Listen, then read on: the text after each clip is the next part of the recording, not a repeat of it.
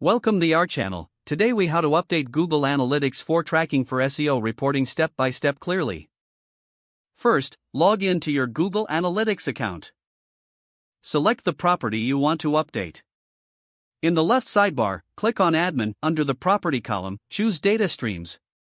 Select the data stream you want to update. Scroll down to the Enhanced Measurement section. Ensure that Enhanced Measurement is toggled on. This allows automatic tracking of SEO-related events. Next, navigate to the Events section in the left sidebar. Check existing events for any that need updating. If you need to create a new event, click on Create Event. Name your event clearly, such as page_view for SEO purposes.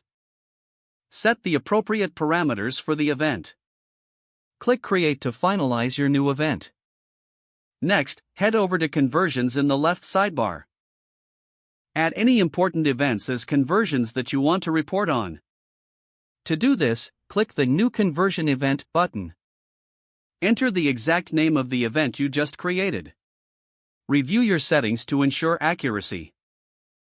Finally, click on Save to apply the changes. Wait for the data to populate, which may take 24 hours. Monitor your reports to see the impact on your SEO tracking.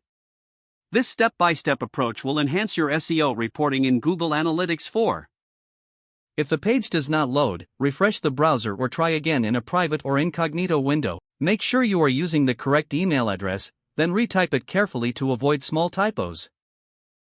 If your password is not accepted, use the reset option and create a new strong password you can remember.